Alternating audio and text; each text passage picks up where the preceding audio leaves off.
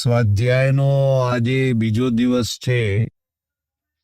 પહેલા દિવસે આપણે આપણું મૂળ જે શાસ્ત્ર છે એ વેદ છે અને વેદ સંબંધિત થોડીક કઈ ચર્ચા કરવામાં આવી હતી, પણ મારી દૃષ્ટિએ થોડીક વાત બાકી રહી ગઈ. આ તમે લખાવી દો, પછી આગળની વાત કરશે. વેદ 4 છે. પહેલા વેદ એક જ હતો, પછી વેદ ત્રય થઈ અને બહુ સમય પછી અથર્વવેદ ઉમેરાયો, એટલે પછી વેદ ચતુષ્ટય થયા ક્રમે કરીને. હવે આ જે વેદો છે એના પાછા એની 4 કક્ષાઓ છે. લખી એક સંહિતા ભાગ, જેને મંત્ર ભાગ પણ કહેવામાં આવે છે. 2 બ્રાહ્મણ, 3 આરણ્યક અને 4 ઉપનિષદ. આમાં જે મંત્ર ભાગ છે એટલે સંહિતા છે, એને જ ઘણા લોકો વેદ માને છે. એ જ ખરો મૂળ વેદ છે એવું ઘણા લોકો માને છે. એટલે એક તો મંત્ર ભાગ, જેમાં મંત્રો આવેલા. એક બીજો મુદ્દો સમજ્યો, રામાયણ, મહાભારત, ભાગવત વગેરે વગેરે ગ્રંથોમાં શ્લોકો આવે અને વેદોમાં મંત્રો આવે. મંત્રમાં અને શ્લોકમાં ભેદ હોય. ખ્યાલ આવે? રામાયણ ભાગવતમાં શ્લોકો કહેવાય અને વેદોની અંદર મંત્રો કહેવાય. એક બીજી સૂચના આપી દો, 9 પહેલા તમારે આવી જાય, 8 પહેલા. મારો ટાઈમ 8નો, પણ તમારો ટાઈમ 7:45. પછી 8 વાગ્યા પછી મોડે આવો ને, એ બરાબર ના કહેવાય. કારણ કે ભૂમિકા છૂટી જાય તો તમારું બધું છૂટી જાય. વક્તા એક ભૂમિકા બાંધતો હોય છે એટલે પહેલા આવી જવાનું, પાછળથી મોડે નહીં આવવાનું, ટ્રેન ઉપડી જાય પછી. એટલે એક જે છે એ મંત્ર ભાગ છે. બીજો ભાગ છે એને બ્રાહ્મણ ભાગ કહેવાય. બ્રાહ્મણ ભાગ છે શતપથ બ્રાહ્મણ, ગોપત બ્રાહ્મણ વગેરે વગેરે બ્રાહ્મણો કહેવાય. અને બ્રાહ્મણ ભાગની અંદર યજ્ઞ યાગાદિ કર્મકાંડ છે, એની બધી ચર્ચા કરવામાં આવી હોય. અને ત્રીજો ભાગ છે એને આરણ્યક કહેવાય. આરણ્યકમાં વાનપ્રસ્થ લોકો જે છે, અરણ્યમાં રહેનારા, એમના માટેની ચર્ચા હોય. અને ચોથો ભાગ જે છે એ ઉપનિષદ છે. અને ઉપનિષદ છે એ વેદોનું ક્રીમ છે. વેદોનું ક્રીમ છે. એમાં આત્મા, પરમાત્મા, પરલોક, જીવી બધી અધ્યાત્મ વાતોની ચર્ચા કરવામાં આવેલી છે. એટલે આ 4 ભાગ એના કરવામાં આવેલા છે. હવે આગળ હું કઈ ચલાવું એના પહેલા મારી ઈચ્છા છે કે આજે શાંતિપાઠના મંત્રો બોલીએ છીએ, એ મંત્રો સંબંધી થોડાક અર્થો કરવું, એટલે તમને ખ્યાલ આવે કે આપણે શું બોલીએ. ઘણી વાર એવું હોય કે બ્રાહ્મણો, પુરોહિતો મંત્રો બોલે પણ ખબર ના આવે કે આ મંત્રોનો શું અર્થ. આનો ભદ્રા કૃતો યંતુ વિશ્વત કડકડ બધું બોલ્યા કરે. પણ જો તમે એના અર્થોને સમજો તો વધારે આનંદ આવે. અર્થ સહિત જાણવામાં વધુ આનંદ આવે. એટલે આપણે પહેલો શાંતિ મંત્ર છે, એના પૂરા અર્થ સમજશું. ઓમ ભદ્રમ કર્ણેભિઃ શૃણુયામ દેવા. સંસ્કૃતનો એક નિયમ છે, જ્યારે પણ તમે કોઈ મંત્રનો કે કોઈ શ્લોકનો અર્થ કરવા દેશો તો સૌથી પહેલા એમાં જે સંબોધન હોય એ સંબોધનને પહેલા પકડો. ખ્યાલ આવે છે? અહીંયા સંબોધન છે દેવા. હે દેવો, હે પરમેશ્વર, હે ભગવાન, ભદ્રમ કર્ણેભિઃ શૃણુયામ. કર્ણેભિઃ, અમે કાનોના દ્વારા સારી વાતો સાંભળીએ. અચ્છા, એક બીજી વાત છે. અમારે ત્યાં સંસ્કૃતના વ્યાકરણના 2 રૂપ છે, વૈદિક વ્યાકરણ અને સામાન્ય વ્યાકરણ. વૈદિક વ્યાકરણને આર્ષ વ્યાકરણ કહે. એટલે થોડા શબ્દ લખીએ, એમાં આર્ષ પ્રયોગ આવે.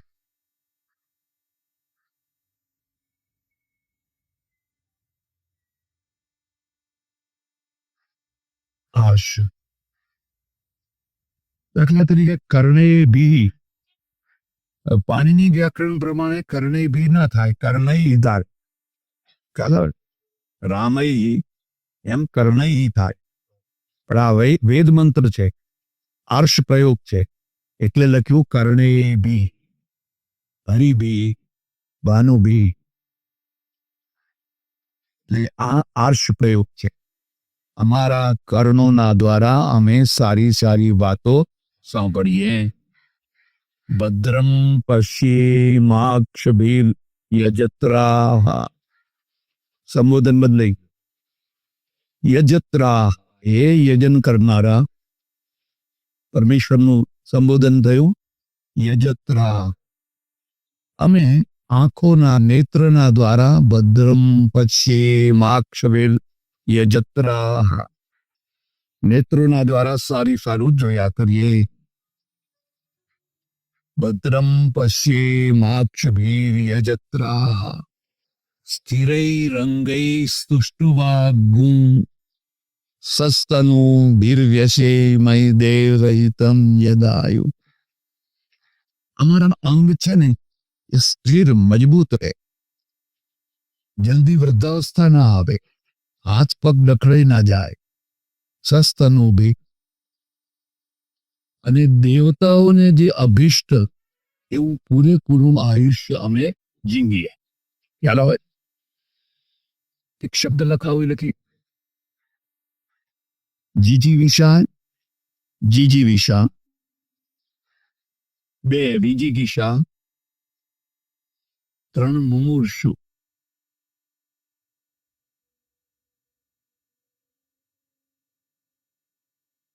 શબ્દો પ્રચલિત છે પણ બધાને ખબર નહીં હોય. મુમૂર્ષુનો અર્થ શું થાય? મરી જવું છે, મરી જવું છે, મરી જવું છે.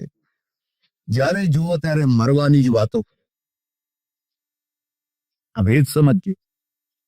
શ્રમણોનો મુમૂર્ષુવાદ છે, કાલ મરી જવું છે, કની ભેગું આવવાનું નથી. સારું છે, વૈરાગ્ય ચલાવો, પણ તમે રાત દિવસ મરી જવું છે, મરી જવું છે, મરી જવું, એવા વિચારો કરો તો પછી કોઈ કોલંબસ પેદા ના થાય, કોઈ વાસ્કોડી ગામા પેદા થાય, એવરેસ્ટના શિખર ઉપર ચડનારો કોઈ એડમંડ હિલેરી પેદા થાય.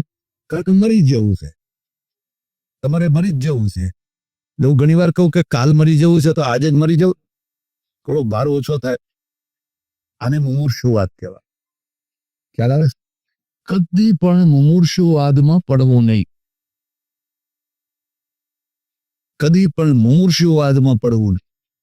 ત્યારે બીજો વાત શું છે? જીજીવિષા. એ કુદરતી છે. જીજીવિષાનો અર્થ થાય છે જીવવાની ઈચ્છા. જીવવાની, પ્રાણી માત્રમાં. તમે ગમે એમ કહો ને, પણ કોઈને મરવાનું ગમતું, બધાને જીવવાનું ગમે છે.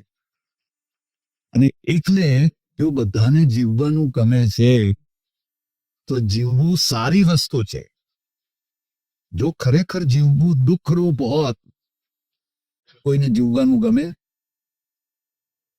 જ્યારે માણસ આત્મહત્યા કરે ત્યારે કરે કે જીવનનો ભાર ઉપાડી ન શકે ત્યારે કરે. એને કેટલા પ્રોબ્લેમ હોય, એને કોઈ રસ્તો ન સૂઝે, ચારે તરફથી એમ લાગે કે હવે મૃત્યુ સિવાય બીજું, ત્યારે આત્મહત્યા કરે. નહીં તો જલ્દી કોઈ આત્મહત્યા કરે? તમે ભિખારીને કદી આત્મહત્યા કરતા જોયો? ફરી મરી જાય, ભૂખ્યો મરી જાય, પણ ભિખારી કદી આત્મહત્યા ના કરે. આત્મહત્યા કોણ કરે? જેનામાં સ્પિરિટ હોય. ખ્યાલ આવે? આત્મહત્યા કોઈ રમત વાત નથી. જાપાનીઓ સૌથી વધુ આત્મહત્યા કરે, એને હારાકીરી કહે. શું કે? હારાકીરી કહે. એવું કહેવાય છે એક હોટલમાં આપણો ભાઈ ઉતરેલો કોઈ, અને એને બીજા દિવસે મેનેજરને ફરિયાદ કરી કે મારા રૂમમાંથી ફલાણી વસ્તુ ગુમ થઈ છે, એ રૂમને સાફ કરનારી એ બેન હતી, એને આત્મહત્યા કરી. મારા ઉપર કલંક લાગ્યું, આત્મહત્યા કરી. કારણ કે જે સ્પિરિટ વાળી પ્રજા હોય ને એ જ આત્મહત્યા કરે. પુરુષો કરતા સ્ત્રીઓ વધારે આત્મહત્યા કરે. અને સ્ત્રીઓમાં પણ તમે જોજો, જે ઊંચા લેવલની સ્ત્રીઓ હોય એ વધારે આત્મહત્યા કરે. જે નીચા લેવલની હોય સ્ત્રીઓ, ખાસ કરીને મજૂરી આવું તેવું કરતી હોય તો જલ્દી આત્મહત્યા ના કરે. એને ગમે તેવું કહો, ગમે તેવું સંભળાવો, ગમે તેવી ગાળો દો, ગમે તેવા મેણા મારો, કઈ ના. પણ લેવલ ઊંચું થાય અને ઊંચા લેવલની હોય ને એ આટલું સહન ના કરી શકે. અને સહન ના કરે એના પરિણામે એ આત્મહત્યા કરી બેસે. એટલે ખાસ વાત યાદ રાખજો, આત્મહત્યા કરવી ના જોઈએ. પણ કદાચ કોઈ કરવા તૈયાર થયું હોય તો એના પ્રત્યે સહાનુભૂતિ રાખવાની. એના પ્રત્યે અરે એને કંઈક હશે ત્યારે, નહીં તો આટલું કેમ કરવા તૈયાર. એટલે એક તો જીજીવિષા છે, પણ આની માત્ર ને જીવવાની ઈચ્છા છે. હું જીવું. અને એક બીજી કિસ્સાવાદ છે. બીજી કિસ્સાવાદ એટલે શું છે? જીવું તો ખરો, પણ વિજય મેળવીને જીવવું. આ ત્રીજી વાત. એમને એમ જીવવું નથી. બીજી કિસ્સાવાદ એટલે કંઈક કરીને, કંઈક મેળવીને હું જીવું. આ બીજી કિસ્સો. આ ઋષિવાદ છે. મરી જવું છે, રાત દિવસ એની એ વાત કર્યા કર. તેથી તે થોડો વૈરાગ્ય તો ચડે, પણ તમે નકામા થઈ જાવ. માણસને નકામું બનાવે. વૈરાગ્યના નામે નકામું માણસને બનાવાય નહીં. ગીતાનો પહેલો અધ્યાય આ જ બાબત છે. મારે યુદ્ધ કરવું, મારે યુદ્ધ શા માટે? આ પાપી પેટ માટે. અને છોડી દીધા હથિયાર. એટલે ભગવાને કહ્યું સારું ત્યારે છોડી દે, ચાલ આપણે ઘર ભેગા થઈએ. તો શું થયું હોત? એ મુમૂર્ષુવાદ છે. મુમૂર્ષુવાદ બને તો. બીજી દિશા જે જીજીવિષા છે એ તો સ્વાભાવિક છે, પ્રાણી માત્રમાં છે. પણ ખરો વાત જે છે એ બીજી કિસ્સુવાદ છે કે તમે વિજય મેળવીને જીવો. કંઈક કરી બતાવીને, કંઈક કરીને, જે તમને ભગવાનની ક્ષમતા આપી હોય, શક્તિ આપી હોય, પ્રમાણે કંઈક કરીને પછી મરવાના છે. એટલે કે છે સ્થિરૈ રંગૈ. અમારા જે અંગ છે એ સ્થિર એટલે મજબૂત રહે, દ્રઢ રહે. તુષ્ટુવા ગું સસ્તનું ભીર્વ્યસે મહિ દેવહિત યદાયુ. પણ અંગ સ્થિર થાય, મજબૂત થાય, પછી કરશો શું? તુષ્ટુવા ગું, તારી સ્તુતિ કરીએ, પ્રાર્થના કરીએ. અને દેવતાઓને હિત એટલે દેવોએ જે નિર્ધારિત કરેલું એવું આયુષ્ય અમે જીવીએ. અમારે મરી જવું નથી, પણ અમારે જીવવું છે. દેવહિતમ યદાયુ. દેવહિતમ યદાયુ એનો અર્થ સમજવા જેવો છે. આપણે ત્યાં સામાન્ય રીતે પૂરા આયુષ્યની કલ્પના 100 વર્ષની છે. કેટલી? શતમ જીવેમ શરદઃ શતગું સિનુયામ શરદઃ શતમ પ્રબ્રવામ શરદઃ શતમ દીનાઃ સ્યામ શરદઃ શતમ ભૂયશ્ચ શરદઃ શતાત. આ પ્રાર્થના છે. અમે 100 વર્ષ જીવીએ, 100 શરત સુધી. અને એક શરત મૂકી, અધીના, લાચાર થઈને નહીં. આપજો મા બાપ, આપજો મા બાપ, આપજો મા બાપ. અધીના એટલે કે છે સ્થિરૈરંગૈ તુષ્ટુવા ગું સસ્તનું ભીર વ્યશેમ દેવહિતમ યદાયુ. એક બીજો મુદ્દો યાદ રાખજો. 100 વર્ષથી વધારે 2, 5, 10 વર્ષ જીવાય. વધુમાં વધુ અત્યાર સુધી આખી દુનિયામાં લાંબુ જીવનારી પ્રજા રશિયાનો એક ભાગ છે ત્યાંની છે. અને તે 15, 20, 25 વર્ષ સુધી 100 ને. પણ ઘણા લોકો પછી દાવો કરે કે અમે તો 400 વર્ષના ગુરુ છે, અમારે તો 500 વર્ષના છે, 600 વર્ષના છે, 1000 વર્ષના છે, 200 વર્ષના છે. એમાં સત્ય ના હોય અને એમાં મોહ પણ ના રાખો. ઘણા વર્ષો પહેલા હું પહેલી વાર વાલમ ગામમાં ગયો ત્યારે એક મહારાજ હતા. એ બધાને કહેતા કે મારું 150 વર્ષનું આયુષ્ય છે. હવે દેખાય તો ખબર પડે જ ના પડે, આપણને લાગે ને. અને એવી હોશિયારી કરે મોરારજી, અરે એક કાલ છોકરો હતો મારા આગળ તો એમ આમાં બણગા ફૂંકે. ખ્યાલ આવે છે એને શું કહેવાય? બણગા ફૂંકે. અને એ રીતે ઘણા લોકો પ્રભાવ ઉત્પન્ન કરવા માટે પોતાની કાલ્પનિક આયુષ્ય બતાવી અને થોડો પ્રભાવ ઉભો કરે. મારા કોલકિતા પટેલ ગિરનાર જઈને આવ્યા પછી કે બાપુ કે ધન્ય ધન્ય થઈ ગયા. કેમ? કે ભરતજી મળ્યા અમને તો એમ. ખ્યાલ આવે? આપણે શું માનીએ છીએ? ભર્તુહરી, અશ્વત્થામા અને ત્રીજા એ 3ને અમર માનીએ છીએ. એ મરતા નથી. મળ્યા કે હા મળ્યા. તો કેવી રીતે ખબર પડી તમને? કે જટાઓ તો આમ ધૂળમાં ખેંચાતી હતી, એટલી લાંબી જટા થઈ. હવે આને ખબર નહીં કે આ બનાવટી જટા છે. ખ્યાલ આવશે. આ બહેનો ઘણી વાર તનાવટી ચોટલો લગાવે, બજારમાં તૈયાર પડે છે. એ બહેનો જ નથી લગાવતી, અમારે સાધુઓએ લગાવ્યો. આમ દિવેટો કરી લાંબુ કરે રાખે. અને એ જે દિવેટો જે કરે, એક ગુરુભાઈના વાળ હોય ને, એ બધા વાળ ભેગા કરીને વડનું દૂધ લાવી અને આમ કરીને દિવેટો બનાવી લાંબી કરે અને પછી આમ આવડો મોટો ટોપલો બનાવે. એકવાર અમારે બાજુમાં કાર્યક્રમમાં એવા એક મહારાજ આવેલા અને ખબર નહીં એમને શું સૂજ્યું, ચાલુ કાર્યક્રમમાં બધું ખોલી કાઢ્યું ને એવી ગંધ મારે. કારણ કે એ બધું ધોવું ક્યારે? આવડો મોટો ટોપલો તો ભેગો કર્યો છે, એને કયા શેમ્પૂથી ધોવો? એને ધોવાય જ નહીં. એટલે એમાં પછી રાખ ભરભર કરે. રાખ એન્ટીસેપ્ટિક છે. રાખ કેમ ભરે? રાખ છે ને એ એન્ટીસેપ્ટિક છે, એટલે એમાં જુઓ ના પડે, લીખો ના પડે, પણ ગંધ તો પરસેવાની આવે. એટલે હવે લાંબી જે જટાઓ છે એમાં મોહ પામવાની જરૂર નથી ગાડા. એ તો વણીને ભેગી કરેલી લાંબી દિવેટો છે અને એટલા માટે લાંબી રાખી છે કે લોકો જુએ એટલા માટે. એક મારા તો હાથમાં લઈને જ ફર્યા કરે. ખ્યાલ આવે છે? એટલે ખરેખર 100 વર્ષની આજુબાજુનું જ જીવન છે. 2-5 વર્ષ આમ કે 2-5 વર્ષ આમ.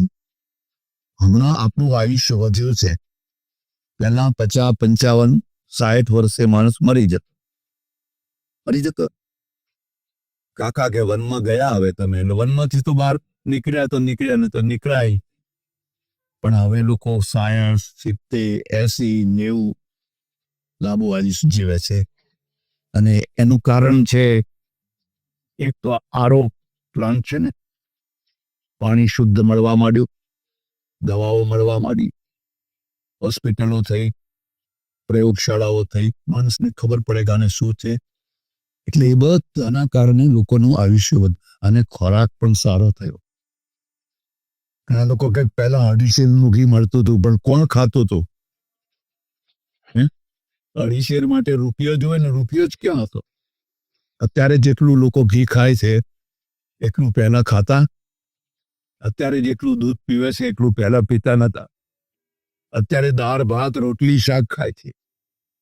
પહેલા આવું બધું મળતું નથી. કુપોષણ હતું, માણસ ખકડી જતો અને વહેલો મરી જતો.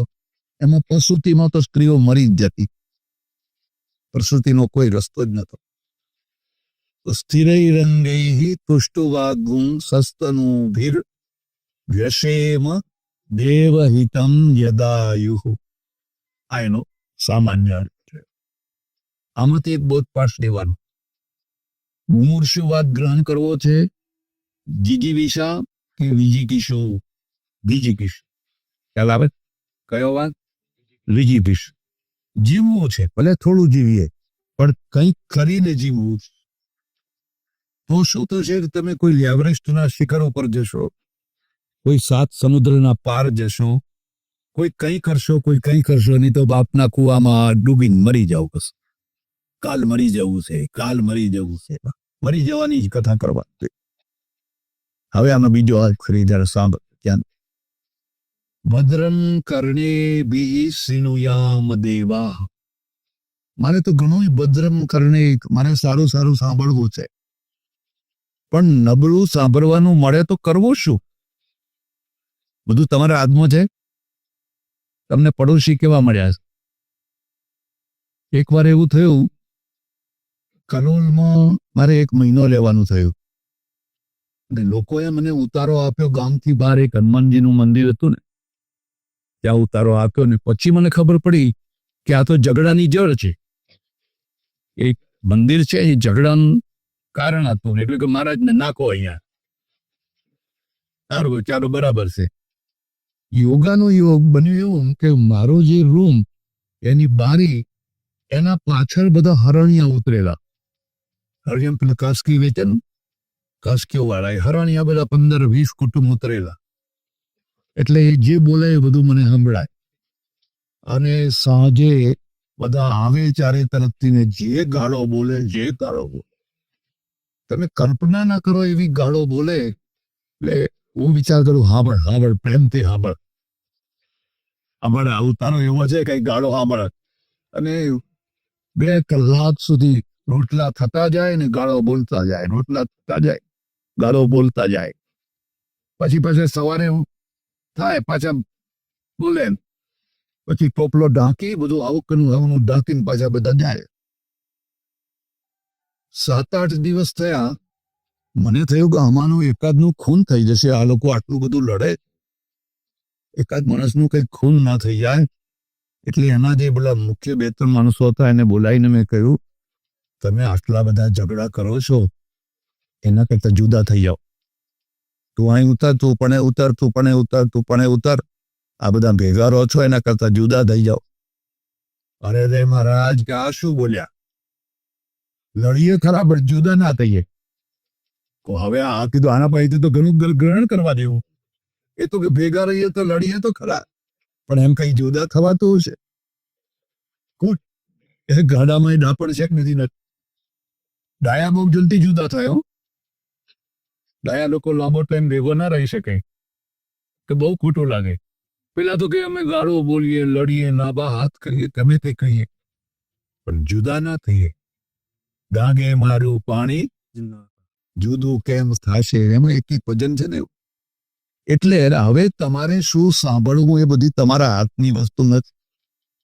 તમે ગામમાં રહેતા હો, પડોશમાં રહેતા હો, આજુબાજુ રહેતા હો, ફ્લેટ કલ્ચર હોય, ફ્લેટોમાં રહેતા હો, તો તમારે ઘણીવાર ન સાંભળવાની વસ્તુ પણ સાંભળવી પડે. એક બીજો હતો, સાંભળવી પડે એટલું જ નહીં, કેટલીક વાર હકારો પણ આપવો પડે. આજુબાજુના માણસો આવી બેસી જાય, પછી બોલવાનું શરૂ કરે કે તમારે આમ માથું તો આમ કંઈક તો હલાવવું પડે. ઈચ્છા ના હોય તો હલાવવું પડે. એટલે હવે રસ્તો શું? તો તે રસ્તો બતાવે. એ ભગવાન, અમારા કાનમાં તો એવી ગરણી મૂકી દે કે જે કઈ સાંભળીએ એનું બધું ગળાઈને સારી વસ્તુઓ આવે, કચરો બધો બહાર નીકળી જાય. આ ગરણીનું નામ વિવેક છે. લખી, ગરણીનું નામ છે વિવેક. જો તમારામાં વિવેક જાગૃત થાય તો દુર્જનોના વચ્ચે રહીને પણ તમે સજ્જન લઈ શકો. અને રહેવાનું જ છે. ક્યાં દશો, ક્યાં અહીંથી ભાગ્યા તો પણ ક્યાં એવા ને એવા જ દુનિયાના કયા છેડે જશો. પણ જો તમારામાં વિવેકની જાગૃતિ થાય તો તમે ભયંકર વિરોધીઓની વચ્ચે પણ રહી શકો. એક દોરો છે, લખો તો લખી. जो मति है अनुकूल, जो मति है अनुकूल, का कर सकत कुसंग।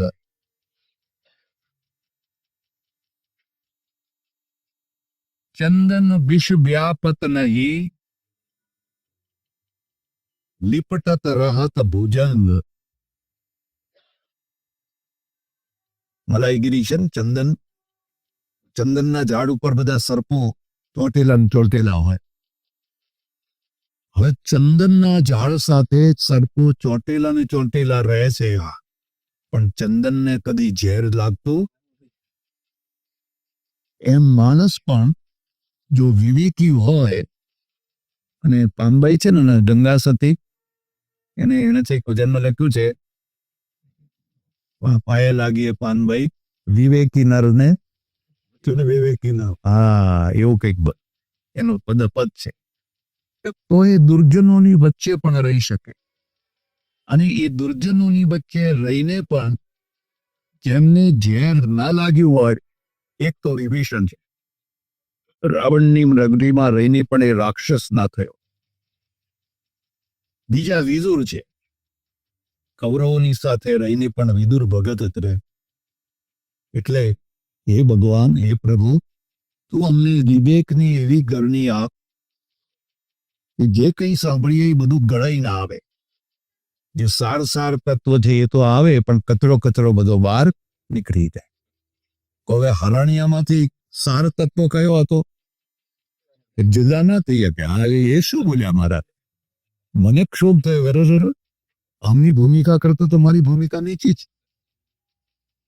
આ ભલે લડે ઝઘડે, કઈ પીતે હશે, કઈ એવું કરતા હશે, એ બધું થાય, પણ તે છતાં કે જુદા તો ના થઈએ તે આ ગ્રહણ કરે. મત પેલું ગ્રહણ કરવાનું. ભદ્રમ કર્ણેભિઃ શૃણુયામ દેવાઃ, ભદ્રમ પશ્યેમાક્ષભિર્યજત્રાઃ. ભગવાનનું નામ યજમાન છે, યજત્રા છે. ખ્યાલ આવે છે? યજમાન શબ્દનો અર્થ લખજો. જે યજન કરે એને યજમાન કહેવાય. જે યજન કરાવે એને ગોર કહેવાય. ગોરમાં અને યજમાનમાં શું ફરક? ગોર શબ્દનો જૂનો અર્થ છે પુરોહિત. અગ્નિમિરે પુરોહિતમ. અને પુરોહિત શબ્દનો અર્થ થાય છે પુરઃ અગ્રે ગીતમ ઈચ્છતિ ઇતિ પુરોહિત. યજમાનનું આગળ ને આગળ ભલું ઈચ્છે એનું નામ કહેવાય પુરોહિત. મારા યજમાનનું ભૂંડું ન થવું. ખ્યાલ આવે? યજમાનનું ભલું ઈચ્છે એવા ગોરનું કદી ભૂંડું થાય જ નહીં. આ એક નિયમ છે. તમને દુકાનદારો તો તમને પણ કહું છું, ગ્રાહકનું ભલું ઈચ્છે એ દુકાન કદી પણ દેવાળું ના કાઢે. ગ્રાહકનું ભલું, મારો ગ્રાહક મારો ભગવાન છે. બસ પરદેશમાં એક ખાસ કહેવત છે, ગ્રાહક કદી જૂઠો હોય જ નહીં. વસ્તુ પાછી આપવા આવે ને તરત જ લઈ દે. આપણે ત્યાં શું લખ્યું હોય, વેચેલો માલ પાછો લેવામાં આવશે. પેલાના ત્યાં તમે લઈ જાઓ, 2 દિવસ 4 દિવસ 5 દિવસ 10 દિવસ પછી ના ગમે પાછો લાવો, બિલ આપો. તરત જ એક અક્ષરે ના બોલે, કેમ ના ગમે એવું પૂછવાનું નહીં. એ તરત જ પૂછે કે આની જગ્યાએ બીજી વસ્તુ લેવી છે કે પૈસા લેવા છે. તમે કોઈ પૈસા લેવા છે, તરત પૈસા પાછા આપે. એમના સ્ટોર બધા ધમધોકાર ચાલે છે. કોઈ સ્ટોર દેવાળું કાઢતો. આપણા લોકો કેટલીક વાર બહુ ચાલાકી કરે. એમની પદ્ધતિ જુદી હતી. આપણે ભણ્યા, શું કરે કે દેશમાં જવાનું હોય ને સરસ મજાનું શૂટ લઈ આવે, અને દેશમાં 1 મહિનો ફરે, બેરી નામ તે બધે, પછી પાછા જઈને લો તારો પાછો લઈ લે પાછો. હવે આ પાછા લીધેલા શૂટને કરે શું ખબર છે? પાછા લીધેલા શૂટને ડેમેજ કચરામાં નાખી અને એ ક્રિશ્ચિયન આર્મીને આપી લે. એ લોકો ગરીબોને આપે. આ બધા કપડાં વેચે ને તો એને ફરી વેચવાનો ને, એને ફરી નહીં વેચવાનો, એને પાછો આપી દે. એકવાર પૂછ્યું કે તમને કેટલું નુકસાન જાય, આવી રીતે તમે પાછો માલ લે કરો તો તમને કેટલું બધું. એવું નહીં, એમ કે તો થોડું હોય પણ એમાં અમારી પ્રેસ્ટીજ જામે, એમાં અમારી અને દુકાનદારની પ્રેસ્ટીજ છે ને એ પણ એની એક મૂડી છે. દુકાનદાર છે, છોકરું જાય કે ગમે તે જાય, ઓછું નહીં જોખાય કે નહીં જો, બીજો ભાવ નહીં કરે તે નહીં, આ એની પ્રેસ્ટીજ છે. પ્રેસ્ટીજને જાણતા વર્ષો લાગતા હોય છે, રાતોરાત જામતી હોતી. અને એ વર્ષો સુધી જે એને સહન કર્યું એ એની તપસ્યા, એનું નામ જ તપસ્યા. એટલે ભદ્રં પશ્યે માક્ષભીમ યજત્રાહ, ભગવાન યજન કરે છે. શું કરે છે? કે જેમ પેલો યજ્ઞમાં આહુતિ આપે છે એમ આખો દિવસ ભગવાન જાત જાતના યજન કરે છે. અને કલ્પના કરો કે સૂર્યમાં પ્રકાશ ના હોય તો જીવાય નહીં, અને પ્રકાશનું બિલ આવે તો કેટલું ભરો, કેટલું ભરો તમે, કેટલું ભરો? કોઈ બિલ નહીં. આખો દિવસ પ્રકાશ પ્રકાશ પ્રકાશ પ્રકાશ. મારે સ્કેન્ડિનેવિયન દેશોમાં જવાનું થયેલું. હવે એ દેશો એવા 4-5 કલાક જ દિવસ રહે, પછી તરત જ રાત થઈ જાય. ઉપર બહુ ઉપર જાવ તો વળી બિલકુલ 6 મહિના સુધી રાત જ રાતનું, 6 મહિના સુધી દિવસ જ દિવસ. અને યુરોપમાં એક દિવસ હોય પણ વાદળા છાયેલા હોય, સૂર્ય તો ભાગ્યે જ જોવા મળે. અને જ્યારે સૂર્ય જોવા મળે તો ગાડા ગાડા થઈ જાય. Sunny day, Sunny day, Sunny day. હું કહું કરે સની ડે હોય બનાસકાંઠામાં આવો નહીં તો થાકી ગયા છે. લૂ લાગી લાગી લાગી બિચારા કાળા મેશ થઈ ગયા સની ડે થી. એના માટે તો સની ડે એક એક આનંદની વસ્તુ છે. એટલે દરિયા કિનારે કે નદી કિનારે બધા કપડા કાઢીને પડ્યા હોય લાઈન સર હજારોની સંખ્યામાં. સની ડે એ યજન કરે છે. ભગવાન તમને પ્રકાશ આપે છે, ભગવાન તમને વાયુ આપે છે. આપણને ખબર નથી પણ ચારે તરફથી વાયુ આવી રહ્યો છે. એમાં બધા બેલેન્સ છે. ઓક્સિજનનું પ્રમાણ આટલું, કાર્બન ડાયોક્સાઇડનું આટલું, ફલાણાનું નાઇટ્રોજનનું આટલું, ફલાણું આટલું. અને એના દ્વારા પ્રાણી માત્ર જીવન લઈ એ યજન કરી રહ્યો છે. એ જ પાછો તમને વરસાદ લાવીને પાણી આપે છે. સ્વાહા સ્વાહા સ્વાહા. મેઘ થઈને ઉપર આવે છે અને યજ્ઞમાં એ વરસાદનું હોમ કરે છે. આખી ધરતી લીલીછમ થઈ જાય, થઈ જાય. એ જ પાછો વનસ્પતિ પેદા કરે છે. બાજરી જ બાજરી, બાજરી જ બાજરી, કુવાર કુવાર, જીરું જીરું, વરિયાળી વરિયાળી. યજત્રાહ, આ એનું ભૌતિક રૂપ થયું. પરમેશ્વરે જે યજન કર્યું એ યજનમાંથી જીવન મળ્યું, એટલે એનું નામ થયું યજત્રા, યજર યજમાન. પણ પરમેશ્વર એક બીજું યજન કરે છે, અને એ યજન આના કરતા વધારે કિંમતી છે. તમે કદી કલ્પના કરી કે તમારા અંદર જે પ્રેમ મૂક્યો એ કોને મૂક્યો છે? ભાવના મૂકી, લાગણી મૂકી, અને બાદ કરી નાખો, લાગણી બાદ કરી નાખો. તમારામાં લાગણી જ નથી, પ્રેમ જ નથી. તો પ્રેમ વિનાનો, લાગણી વિનાનો માણસ અને પથ્થર એ બેમાં કશો ફરક હોય? રોબોટમાં અને માણસમાં શું ફરક છે? હવે તો રોબોટ બધું કામ કરે છે. તો રોબોટમાં અને માણસમાં શું ફરક છે? કારણ કે માણસમાં લાગણી છે. અને બધું થજો પણ લાગણીહીન ન થજો. ખ્યાલ આવે છે? કદી પણ લાગણીહીન ન થજો. કઠોર પત્ની ઉપર, બાળકો ઉપર, પરિવાર ઉપર, ગામ ઉપર, આજુબાજુના લોકો ઉપર લાગણી રાખવા. આયો બે પાણી પીવો, ચા પીવો. આ યજન છે. પેલા પરમેશ્વરે તમારા અંદર લાગણી મૂકી. એ ઈચ્છે છે કે તમારું જીવન વધારે સુખદાયી ને ધબકતું થાય, એટલે એને લાગણી મૂકી છે. ત્રીજી વસ્તુ છે એને તમારામાં નોલેજ મૂકીશ. કદી તમે મગજ ખોલીને જોયું છે?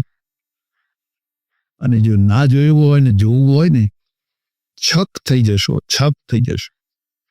અમેરિકાની ન્યૂજર્સીમાં હું સાયન્સ મ્યુઝિયમ જોવાડું. સાયન્સ મ્યુઝિયમમાં 12 ફૂટનું મગજ બનાવે છે. 12 આનું મગજ 12 ફૂટ. ઇલેક્ટ્રોનિક પદ્ધતિથી આમાં બધું જોડેલું. અને પછી કહ્યું કે આમાં જે સેલ છે 2.5 અબજ સેલ છે. કેટલા? 2.5 અબજ સેલ છે. નાના નાના જૂના આંખથી દેખાય નહીં એવા. એમાંનો એક સેલ ડેમેજ થાય ને તો તમે ગાડા થઈ જાઓ. ખાલી એક ટકોરો વાગે અને એક સેલ આગો પાછો થઈ જાય તો માણસ કઈનું કઈ કરતો થઈ જાય. અને એ ટકોરો એને નુકસાન ના કરે એટલે ઉપર ખોપડી મૂકી. ખોપડી ખબર છે ને? ખોપડીની જગ્યાએ માત્ર ચામડી મૂકી હોત તો કોઈ એક મારે એટલે ખલાસ, આખું મગજ ડેમેજ થઈ જાય. ભગવાન એનું રક્ષણ કરવા માંગે એટલે આ ખોપડી છે ને, લાકડી પડે તો જલ્દી કે ખાવા સહન કરી લે એવી ખોપડી મૂકી દીધી. આ એનું કવચ છે. ભગવાને તો બહુ કવચ મૂક્યા છે, બહુ કવચ મૂક્યા છે. આ હાર્ટ છે ને એને જુઓ એવી જગ્યાએ મૂક્યું છે કે પાંસળા સહન કરીએ. તમે મુક્કો મારો ને ઉપર પાંસળા સહન કરી. બાયપાસ સર્જરી કરવી હોય તો પાંસળા કાપવા પડે. પહેલા કાપતા, હવે તો એમને મેં થવા માંડી છે. પાંસળા કાપીને હાર્ટ કાઢી પછી બાયપાસ સર્જરી કરે, પછી પાંસળા જોડી કાઢે. હવે પાંસળાના નીચે હૃદય મૂકેલું છે. ધબ ધબ ધબ થયા કરે. જો જરાક મૂકવો પડે તો ખલાસ થઈ જાય. તેનું રક્ષણ મૂકેલું બધાનું, આખા શરીરની. ડોક્ટર કદી નાસ્તિક ના હોય, પ્રોફેસર નાસ્તિક હોય. કારણ જાણો છો? પ્રોફેસરને પોતામાં માથા મારવાના છે. પેલા ડોક્ટરને તો કુદરત સાથે જીવન. એમાં જે સર્જરી કરતો હોય એ તો જોવે કે હા શું બનાવ્યું છે, આ શું બનાવ્યું છે. એટલે કે છે ભદ્રમ પશ્યે માક્ષભીમ યજત્રા. એ યજત્રા અમે આંખોના દ્વારા સારું સારું જ જોઈએ. હવે નથી જોવું એટલે જોવું પડે. તમારા ઘરમાં ટીવી હોય અને તમે કંઈક જોતા હોય એમાં એડવર્ટાઇઝ આવે, આવું આવે, તેવું જાત જાતનું બધું આવે. ના જોવાનું પણ જોવું પડે. અને આમે આજુબાજુ જોવાનું તો તમારે ઘણું સારું. મોટા શહેરોમાં જાઓ તો તમને તો એમ જ થાય કે ક્યાં આવી છે જાય. કારણ કે હવે બહેનોએ મર્યાદા છોડી દઈ. પુરુષ મર્યાદા વિનાનો થાય તો ચાલે, સ્ત્રી જો મર્યાદા વિનાની થઈ જાય તો સમાજનું પતન થઈ જાય. અને એ ભયંકર રીતે થયેલું છે. રશિયામાં એક દશા, રશિયામાં તમારાથી રહેવાય નહીં એવી દશા. હું આખું રશિયા, તમે હોટલમાં ઉતર્યા તો રાત્રે ફોન આવે, તમારે ફોન બંધ કરી મૂકવું પડે. અંદર રાત્રે ફોન. એટલે નથી જોવું પણ જોવું પડે છે. શું કરશો, ક્યાં જશો? એવી ઘરની આ કે જેથી અમે દૃશ્ય છે એ દૃશ્યને ગાળીને જોઈએ.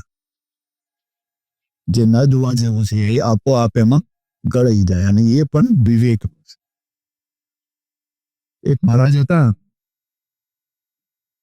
કોઈના ત્યાં ઉતરેલા. પેલાને જરા ગમત કરવાનું મન થયું. મહારાજ ક્યારે તો આવા બધા ટીવી બીરી નહીં, પિક્ચર જોવા આવું છે સિનેમા? હા કે ચાલો ત્યારે. પેલાને શું કામને લઈ જવું થિયેટરમાં ને પછી મશ્કરી કરું. મહારાજ તેરી પિક્ચર જોવા એમ શરમ નથી આવતી. એટલે પેલા તૈયાર થઈ ગયા, જઈને બેઠા. સિનેમા ચાલુ થયું, પછી પૂરું થયું, બંધ થયું. કે મહારાજ કેવી મજા પડી? કે બહુ મજા પડી. શું જોયું? કે એ જોયું કે જયારે અજવાળું હતું ત્યારે પેલા પડદા ઉપર કશું નતું, પણ અંધારું થયું ને બધા નાચવા માંડ્યા. અજવાળું હતું ત્યારે પડદા ઉપર કઈ દેખાતું, પણ બત્તીઓ બંધ થઈ અને બધા પૂતળા નાચવા માંડ્યા. કે ભાઈ આ જીવન એવું છે, અજવાળું હોય તો ધોળો પડદો છે, પણ જો માયાનો અંધારો થઈ જાય તો પછી બધા પેલો કે અરે આને તો હું મશ્કરી કરવા લાવેલો, પણ આ તો ગુરુ નીકળ્યો એમ કે. તમારી દૃષ્ટિમાં વિવેક જાગૃત થાય તો કોડામાં બોડું ખરાબમાં ખરાબ દૃશ્ય છે એમાંથી પણ તમે સાર ગ્રહણ કરી શકો, અને નહીં તો સારામાં સારું દૃશ્ય હોય એમાંથી પણ ખરાબ વસ્તુ ગ્રહણ કરી શકો છો. એટલે ભદ્રમ પશ્યે માક્ષભીર યચત્રા સ્થિરૈરંગૈ સુષ્ટુવાર્પું. એક વાતને તરફ ધ્યાનથી સમજજો. આ જે શરીર છે બહુ મહત્વની વસ્તુ છે. આ ઋષિ માર્ગ છે. શરીર માધ્યમ ખલુ ધર્મ સાધનમ લખવું હોય તરફથી. શરીર માધ્યમ ખલુ ધર્મ સાધનમ. આ શરીર છે ધર્મનું સાધન કરવામાં પહેલું સાધન છે. આદ્ય સાધનો બહુ મહત્વ છે. આત્મા જેટલું જ મહત્વ શરીરનું પણ. પછી શું થયું? કોરો આત્મવાદ આવ્યો આપણે ત્યાં. કોરો આત્મવાદનો અર્થ શું થયો? હું શરીર નથી, મારે દેહને કઈ લેવા, હું આત્મા છું, શુદ્ધ બુદ્ધ મુક્ત નિરંજન, આમ તેમ એ બધા વિશેષણ બોલીને કરે ને મારે ને શરીરને કઈ લેવા દેવા નથી. એટલે શરીરની ઉપેક્ષા થઈ. ચાલ હવે કોરો આત્મવાદ, કોરો દેહવાદ, કોરો આત્મવાદ બે બરાબર નથી. દેહ અને આત્મા બંનેને સાથે રાખી ચાલનારો ઉભયવાદ છે એ ઋષિ માર્ગ. દેહ પણ સાચો અને આત્મા પણ સાચો. દેહને આત્માની જરૂર છે અને આત્માને દેહની જરૂર. આત્મા એકલો હોય તો શું કરે? કોસ હું એકલો કઈ બોલી શકું? આ શરીર છે તો બોલે. એમ આત્મા હોય પણ કઈ તમે કશો શરીર ના હોય તો શું કરી શકે? અને શરીર હોય પણ આત્મા ના હોય તો મરદું શું કરે? મરદાથી કશું ના થાય. એટલે દેહાત્મવાદ. દેહ શરીર પણ વાસ્તવિક છે અને આત્મા પણ વાસ્તવિક છે. બંનેનો યોગ પણ વાસ્તવિક છે. એટલે શરીરની ઉપેક્ષા કરવાની નહીં. હવે સિદ્ધાંત કહું છું.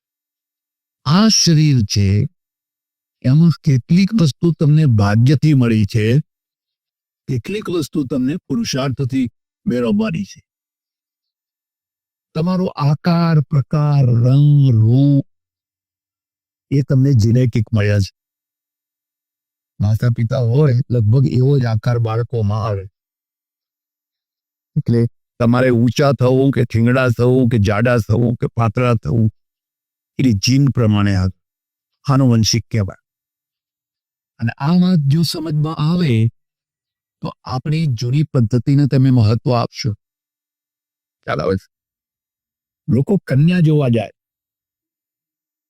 જતા ને હજુ અહીં તો જતા છે. હવે કન્યાઓ પોતે જ મૂર્તિઓ જોઈ લે, બાપ આપની જરૂર જ નહીં.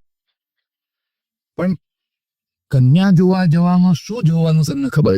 7 પેઢી જોવાની. એકલી કન્યા નહીં જોવાની, 7 પેઢી જોવા. કારણ કે જીન છે ને કૂદકો મારે. 4થી પેઢીના માણસની આંખ ત્રાસી છે, 5મી પેઢીમાં ના આવે, 6ઠી પેઢીમાં ના આવે, 7મી પેઢીમાં કૂદકો મારીને ત્રાસી આંખ આવી જાય. જીન છે ને કૂદકો મારી. એટલે જોવાનું ભાઈ આની દાદી કેવી હતી, પરદાદા કેવા હતા, ફલાણા કેવા હતા, એ તમે જોઈ શકો. જેનું જીન ભારે શરીરનું હોય તો પછી ભારે શરીર થાય. એટલે એક તો આ શારીરિક જોવાનું, પછી એના બધા લક્ષણો જોવાના. ભાઈ આ લોકોએ શું શું કરેલું, કે બહુ નાતો જમાડે, બહુ વરા કરેલા, બહુ લાણીઓ વેચી. એના ઉપરથી તમને ખ્યાલ આવે કે આ પરિવારમાં ઉદારતા છે. ખ્યાલ આવે છે? અને ઉદારતા જેનેટિક આવી જાય, ઉતરી જાય. કેટલીક કન્યાઓ એવી હોય કે મહેમાનને પાછો ના જવા દે. ને કેટલીક કન્યાઓ એવી હોય કે જાળી આવીને કહી દે કે તો બહાર ગયા છો, બહાર ગયા, આજે આવશે, આજે આવજો. અરે એ બહાર ગયા છો, ઘર તો બહાર નથી ગયું. બેમાં ફરક લાગે. એક કન્યા એવી હોય, આવો આવો આપ્યા છો પાણી પીવો, એ જેટલો અધિકારી હોય જેટલો એટલો. એ ક્યાંથી આવ્યું? એના બાપના કર્મથી આવ્યું. એના બાપના ઘરમાંથી આવ્યું, કારણ કે એના બાપના ઘરમાં આવું થતું હતું અને એ જીન એનામાં છે એટલે એ અહીંયા આવું કરે છે. અને ઘર તો કન્યા જ દીપ આવે, પુરુષના દીપ આવે. પુરુષ પેલી દીપ આવે, પુરુષની તાકાત નહીં. કેટલાક પુરુષો એવા હોય કે બે મહેમાનને ઘરે લઈ જતા ફફડતા હોય કે ના બારોબાર વિદાય કરી દો, ફફડતા હોય. પેલી જોકમાં આવા ડોળા કાઢે ને કે તમે જેને તેને લઈ આવો, નવરા બેઠા છે તમારા માટે, એટલે બહારથી કે વિદાય કરી દો આમ. એટલે આ જોવાનું છે. હવે એ આ આજકાલના છોકરાઓ એકબીજાનું રૂપ જોવે, બીજું શું જોવે? અને એ તો થોડા ટાઈમનું છે, કઈ લાંબો ટાઈમ ટકવાનું નથી. એટલે સ્થિરૈ રંગૈ સ્તુષ્ટુવા ગુંસિસ્તનુ ભીર્યસે મદેવ હિત યદાય. અમારા અંગો છે એ આરોગ્ય વાળા, હવે આરોગ્ય રાખી શકો છો. શ્રમણો શું માને છે કે તમારે ક્યારે બીમાર થવું, કેવું બીમાર થયું, કેટલું બીમાર થવું, એ બધું લખેલું છે, નિયતિ છે. બધું છીક આવે તો કે નિયતિ છે, માથું દુખે તો નિયતિ છે. એવું નથી. આયુર્વેદના આચાર્ય કહે છે તમે આયુર્વેદને, શરીરને તમે સાચવી શકો છો, મજબૂત બનાવી શકો છો, નિરોગ બનાવી શકો છો અને લાંબુ જીવી શકો છો. કશું લખેલું નથી. જે લખેલું છે એ આ છે કે તમને પરંપરાથી જે મળ્યું એ લખેલું છે. એમાં તમે ઘણો સુધારો કરી શકો. જો તમે સંયમથી જીવો, યોગ્ય રીતે આહાર વિહારનો ઉપયોગ કરો તો તમારું આરોગ્ય સારું રહી શકે છે. એટલે પ્રાર્થના કર સ્થિરૈ રંગૈ તુષ્ટુવા. અને આવા મજબૂત અંગોના દ્વારા અમે પરમેશ્વરની પ્રાર્થના કરતા કરતા સંતોષપૂર્વક દેવતાને અભિષ્ટ એવું 100 વર્ષનું લાંબુ આયુષ્ય અમે જીવીએ, એવી તમે અમારા ઉપર કૃપા કરે. બે મુદ્દા, એક પ્રારબ્ધવાદ અને એક પુરુષાર્થવાદ. ખ્યાલ આવે છે? ઋષિ માર્ગમાં બે ઉપમેય છે. એક પેલો પ્રારબ્ધ જ બધું છે. નાસ્તિકો કહે છે પુરુષાર્થ જ બધું છે. પુરુષાર્થ બધું છે તો અંબાણી થઈ જાય ને? કોણ રોકે તને પુરુષાર્થ કરવું? થવાય? તમારા કોઈ થઈ શકે? અંબાણી થવાની તાકાત છે કોઈ ના?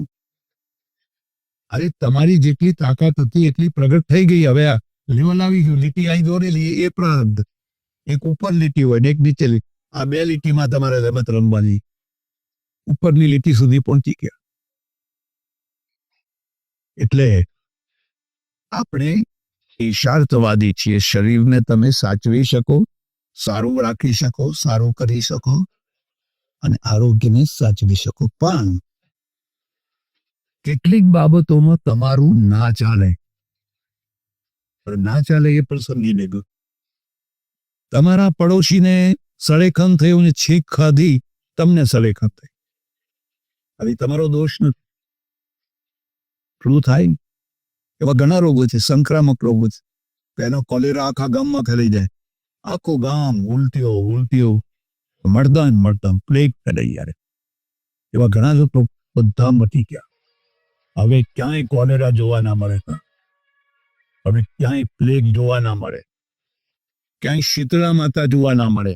ખરું? પહેલા તો તમે ગામે ગામ જુઓ તો એવા ખાસલા હોય ને, ડાગ આંખો ફૂલા પડી જાય. લોકો શું કહેતા કે આ પ્રારબ્ધથી આવ્યું કે ના માતા કોપ્યા છે, માતાનો રથ પરિબળ્યો છે. અને ગામમાં એવા લોકો હોય, હા કે મેં મદદ જતા જોડ્યો તો રાત્રે કે ગણગણ પણ પેલા ગોળ આગળ ઉતર્યો પછી એમ આખું ગામ બહાર ગોતું હોય તો ઘરમાં હોવા જતો. આની શ્રદ્ધા કહેવાય કે અંધશ્રદ્ધા કહેવાય? અંધશ્રદ્ધા કહેવાય. આપણે શ્રદ્ધાનું રક્ષણ કરવાનું, અંધશ્રદ્ધાનું. એટલે આ બધામાંથી તમે બચી શકો. પેલા લોકોએ રસીઓ કાઢી, એના વેક્સિન કર્યા અને એ બધાના દ્વારા લોકોને આ રોગોથી મુક્ત કર્યા. બહુ મોટું કામ થયું. એટલે ઘણી બીમારીઓ સંક્રામક છે, એનાથી તમે બચી શકો, બચવું જોઈએ. તે છતાં પણ 100% આરોગ્ય કોઈનું નથી હોતું. પૂર્ણમદઃ પૂર્ણમિદં પૂર્ણાત પૂર્ણમુદચ્યતે પૂર્ણસ્ય પૂર્ણમાદાય પૂર્ણમેવાવશિષ્યતે. ઓ શાંતિ શાંતિ.